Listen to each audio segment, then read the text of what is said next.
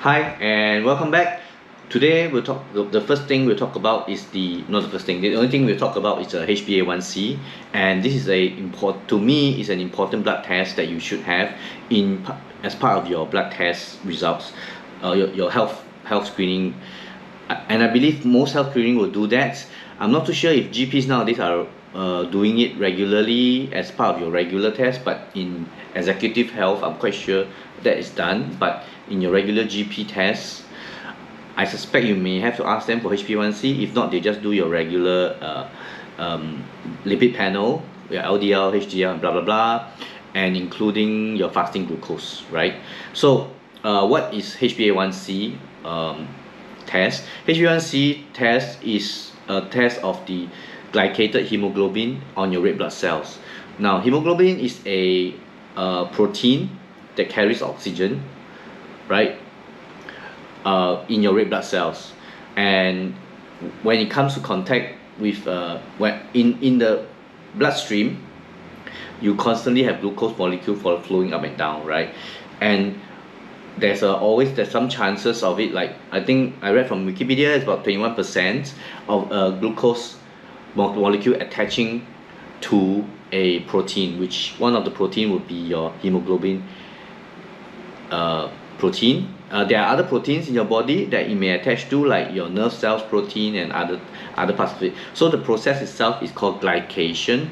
So the HbA1c measures the glycation of your hemoglobin, or your glycated hemoglobin, and what it gives you is an indication of the average blood sugar level in your blood over 3 months period. Why does it indicate the 3 months period? Because in general, it is measured that the red blood cells do sort of has a turnover about 4 months. So that sort of gives you an average of, so when you average out and do some weighting calculations, that gives you about a 3 months average blood sugar. Yeah. And why is this important? I think it's important because it is a much more better indicator than your fasting glucose. A lot of people just look at your fasting glucose, but a lot of times, even though you have very high insulin, which is suppressing your fasting glucose, right, you will have a very good result if you just look at fasting glucose, because you may have high insulin and high glucose throughout the day, but during your 10-hour fast, it may have enough time to bring it down to a nominal level. But then the thing is, you'll never know that you have high blood sugar. Whereas the hemoglobin A1c test do give you a good indication of your blood glucose level, average blood glucose level over 3 months, and that is independent of fasting, which means it is by itself it's not dependent on anything else but your average blood glucose, right? So basically, if your blood glucose level over the whole day is high, then the chances of more glucose or more sugars attaching to hemoglobin is higher, and that's what gives you a higher level. Okay, now according to the definition, anything below 5.7%, so the readings come in percentage. Anything below 5.7 is nominal, and from between 5.7 to 6.4, consider you pre-diabetic, which means you have high blood glucose level, and anything above 6.7 is diabetic. Okay. To me, what would be optimum would be anything below 5.5. That would be best if you can try to keep it there. 5.7 is okay, but 5.5 isn't better and optimal, right? Now, if your numbers are like above 5.7, right, which means you're in the pre-diabetic range or whatever, you may find that your glucose, your fasting glucose, is actually below 100, and that's why it's more important to look at HbA1c than fasting glucose. So what are the limitations of the HbA1c? There are I can think of a few, some. Of course, one would be if you have some blood-borne diseases, something to do with your red blood cells, or some issue with iron deficiency or that, your results may not be as accurate as you want it to be. So that's a different thing. And the other thing is, which is an ongoing discussion within the ketogenic circle, right?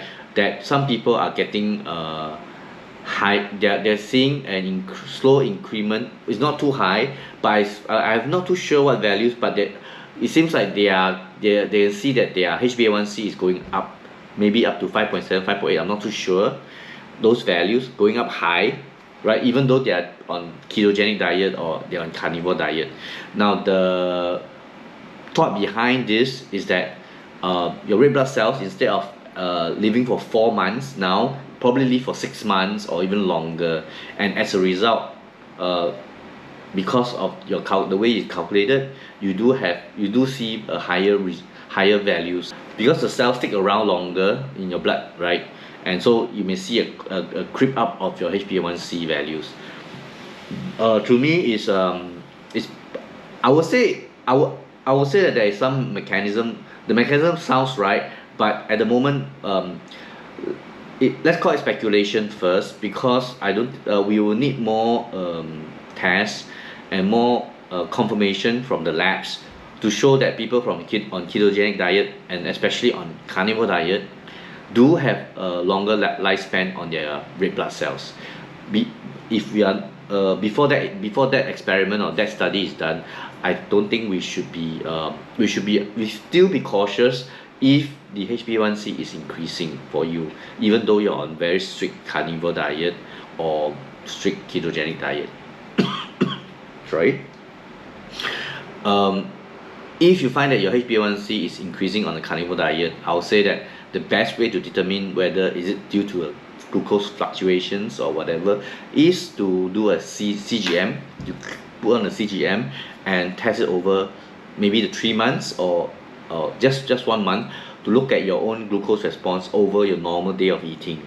Perhaps you're eating something that you're not too sure that's causing you to have sugar spikes, or some problem with your body that's spiking that's spiking glucose, even though you're just eating carnivore. And hopefully, if you found that out, you can look for treatments for it, or how to fix those issues, right? However, if you use a CGM and you find that, hey, your blood glucose is practically flatline over the 1 month, right? And they do in the for example, the Abbott lab in the Libre, they do give you an estimated HbA1c based on your blood glucose level. So if the estimated is way below what you're getting in your labs on your report, I'll say that that's at least it's safe to say that maybe that is the case where your red blood cells is living longer. Still no confirmation, but at least you can safely not worry about your HbA1c being high, right? Because you do have a better confirmation using the CGM. But I think that's important for people to note, and don't just jump on the current assumption that, oh, definitely my red blood cells is living high, is having a longer lifespan. I don't think we can show that at the moment with any definite answer. So the problem with if you're just looking at fasting glucose and not HbA1c, is that you may have high insulin that is suppressing your fasting glucose, right? And you may have it for a long time before you see your glucose level start creeping up. That's because the insulin is no more effective in bringing down your glucose level. And can you imagine, by the time you actually see your fasting glucose rising, okay, to an unacceptable level, maybe 120. Don't forget, we do our test every once a year, right? So this year it may be 90. Next year you may see, oh my god, it's 120 for fasting, which means for like years, or maybe a few years already, you have high insulin, high glucose level, but you did not know about it until the effects of the insulin is no more as powerful, and could no longer suppress your blood glucose level. So that is why the fasting glucose the fasting glucose is not a very good measure, and it's lagging indicator. So by the time you actually see your blood glucose rise, it's not too late, but which means you will have pre-diabetes for a long time, right? Not just that year itself, within the year. Okay, now and also glycated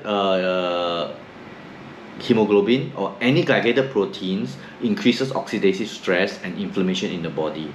So that is a normal process, of course, because glycation is a normal process in our body, and the body has ways to recycle and get rid of those stuffs over time. But if you have high blood sugar, so there are more glucose sticking to proteins, meaning the body needs to do more work, right? And it also increases oxidative stress and inflammation pathways in your body.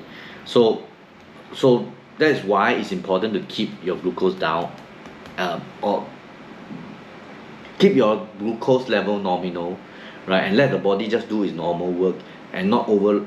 And that's why that's why having high blood glucose is not a good idea. So what can you do if your HbA1c is high and you want to bring it down?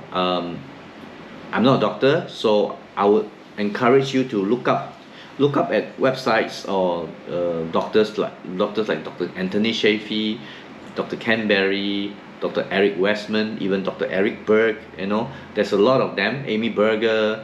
There's so many nutritionists and doctors out there talking about the ketogenic diet and teaching you how to do it and how to bring down your blood sugar level, your average blood sugar level, HbA1c. So I'll advise you to go to the channels and read them and watch them and implement it itself in your life. Yeah, I think nobody else can do it for you. Alternatively, yes, probably the standard treatment from the GP would be to put you on a drug and ask you to do things like exercise more, like you don't exercise enough, right? Eat less, you'll be hungry. Eat less fats, you'll be even more hungrier, right? Avoid sugar. That is a very good advice. If you have this problem, you should really avoid sugar. But what they fail and ask you to eat more whole grains and stuff like that, which is, first of all, it's almost impossible to eat whole grains if you are eating outside most of the time. And second of all, grains or carbs or whatever, they still break down into sugars. So at the end of the day, it is still sugar in your body, and I think that's best to still avoid it. But that will be the standard advice, and they may put you on medication like metformin and other stuffs. That will help your, let's just say, that will help your blood glucose appear to be better, right? But which means if you're not controlling what you're eating, you need to continue taking those medicine over time just to keep your blood glucose down. And over time, because you don't change your diet, right, and you're taking medicine, you may end up having to take more and more medicine because the effectiveness of it doesn't work in the long term. So what you really want to do is, hopefully you're able to control your own HbA1c without any medicine, right? Exercise is a good thing, but I think you do not need to over exercise. But if you like and enjoy them, yeah, go ahead, So anyway, that's what I have to say. That's all I have to say about HbA1c. I hope that you do. Yeah. I hope that in your next blood test, if you are not doing so already, to incorporate HbA1c as part of your health checks with your GPs, and I hope that that includes anyone at any age, because I think it's important to know your HbA1c regardless of your age, right? Especially even younger children now, or even teenagers, are just eating too much junk food and soda and all that, and you really want to understand how much average blood sugar is in their body most of the time, and maybe you see it, you're able to do something effective for them before it become bad for them, or that accumulates over time and become a chronic disease for them, right? That's not what, yeah. So anyway, yeah, thank you for listening. This is a very short. Is it short? No. Anyway, thank you for listening, and I hope that in your next blood test or next health report, you do incorporate HbA1c as part of your report. Yeah, thank you.